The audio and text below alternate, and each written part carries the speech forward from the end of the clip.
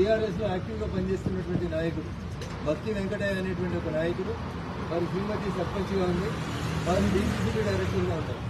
వారిని తీసుకొని వచ్చి ఎన్నికల కోడ్ వచ్చేటంటే వారం రోజుల ముందు ఎస్సీ కమిషన్ చైర్మన్ గా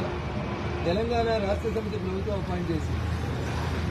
ఒక రాజ్యాంగబద్ధమైనటువంటి పదవి లోపల బాధ్యత తీసుకున్నటువంటి వ్యక్తులు ఎన్నికల ప్రచారంలో పాల్గొనకూడదు, ఎన్నికల ప్రచారంలో నిర్వహిస్తున్నటువంటి సందర్భంగా అట్లాంటి వాటికి దూరంగా ఉండాల్సినటువంటి విషయాన్ని పక్కన పెట్టి తెలంగాణ రాష్ట్ర ఎస్సీ కమిషన్ చైర్మన్ గా నియమించబడినటువంటి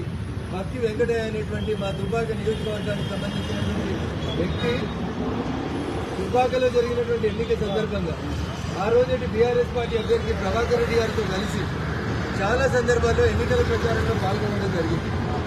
ఒక రాజ్యాంగబద్ధమైనటువంటి పదవిలో నియమించబడినటువంటి వ్యక్తి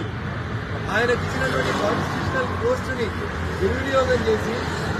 ఎన్నికల ప్రచారంలో డబ్బుల పంపిణీలో మందు పంపిణీ లోపల యాక్టివ్గా పార్టిసిపేట్ అయినటువంటి విషయాలకు సంబంధించి పూర్తి సాక్ష్యాధారాలను సేకరించి ఈరోజు గవర్నర్ వారిని నియమించారు కాబట్టి వారికి కంప్లైంట్ ఇవ్వడం జరిగింది. వారు ఎన్నికల సందర్భంగా వివిధ గ్రామాల లోపల టీఆర్ఎస్ శ్రేణులు కండువాలు వేసుకొని తీసుకున్నటువంటి శ్రేణులతో తనకిచ్చినటువంటి ప్రభుత్వ వాహనంలో తిరుగుతూ ఎన్నికల ప్రచారాన్ని నిర్వహించినారు శ్రీ భక్తి వెంకటయ్య గారు, చైర్మన్ ఎస్సీ కమిషన్.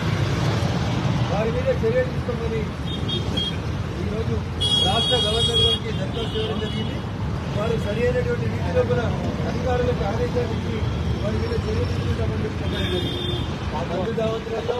ఊర్లలో ప్రచారంలో కండువాలు వేసుకొని చెప్పినటువంటి అనేక కార్యక్రమాల్లో కూడా భక్తి వెంకటయ్య ఎస్సీ కమిషన్ చైర్మన్ పూర్తిగా రాజ్యాంగబద్ధమైనటువంటి హోదాలో ఉన్నటువంటి వ్యక్తి దాన్ని ఉల్లంఘించి చేసినటువంటి